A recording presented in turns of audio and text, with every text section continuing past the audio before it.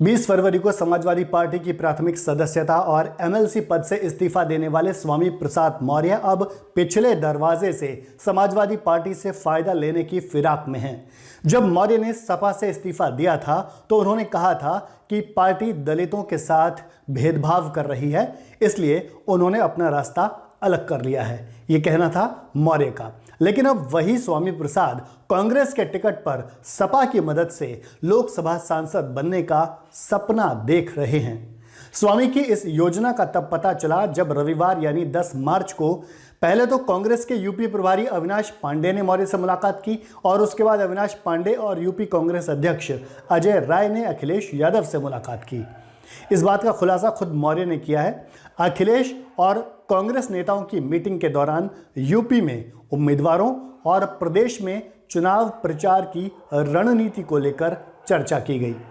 Samajwadi party छोड़ने के बाद स्वामी प्रसाद मौर्य को उम्मीद थी कि अगर वो 2-4 बार बीएसपी अध्यक्ष मायावती की तारीफ कर देंगे तो बीएसपी उन्हें खुशी खुशी वापस ले लेगी।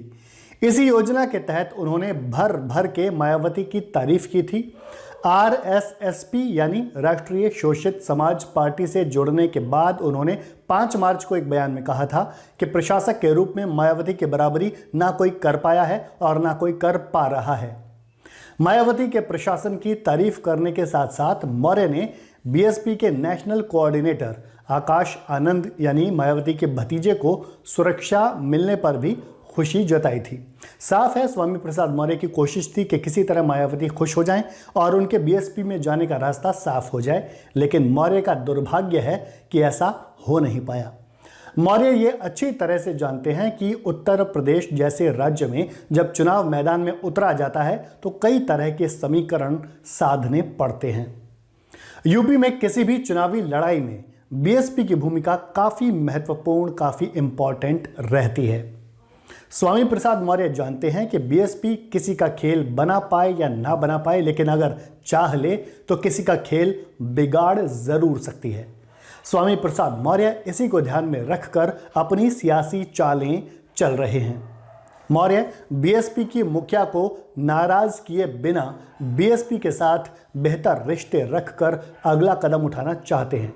वो बीएसपी से बाहरी रूप से जुड़कर राजनीतिक रूप से सक्रिय रहना चाहते हैं और अपनी राजनीति चलाना चाहते हैं। इसी को ध्यान में रखते हुए स्वामी प्रसाद मौर्य ने कहा कि देश को बचाने के लिए, लोकतंत्र को बचाने के लिए, संविधान को बचाने के लिए, इसके अलावा देश में बढ़ी हुई महंगाई पर रोक लगाने, नौजवानों को रोजगार दिलाने, किसानों को इंसाफ दिलाने और व्यापारियों को शोषण से मुक्त कराने को लेकर इंडी अलायंस देश की ज़रूरत है।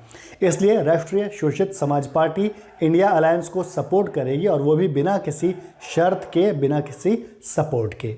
हालांकि जब मौर्य के इन भारी भरकम शब्दों वाली बयानबाजी का कोई फायदा होता नहीं दिखा और मायावती या बीएसपी की तरफ से मौर्य को कोई भाव नहीं दिया गया तो मौर्य को समझ आ गया कि अब उन्हें कोई दूसरा ठिकाना ढूंढना पड़ेगा।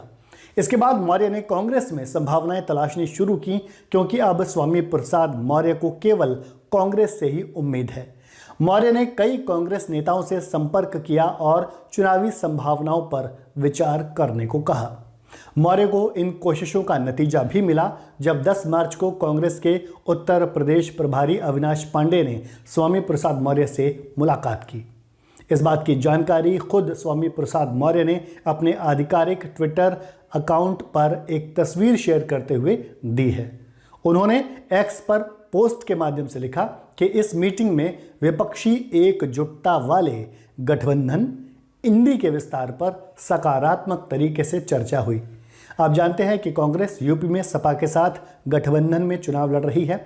इस गठबंधन के अंदर कांग्रेस यूपी की 17 सीटों पर चुनाव लड़ेगी, जबकि बाकी सीटों पर कांग्रेस सपा उम्मीदवारों का समर्थन करेगी। सपा ने अभी कुछ सीटों पर अपने उम्मीदवारों के नाम का ऐलान कर दिया है, हालांकि उसके लिस्ट में बार बार बदलाव हो रहे हैं। हालांकि कांग्रेस ने यूपी में अभी अपने उम्मीदवारों की घोषणा नहीं की है।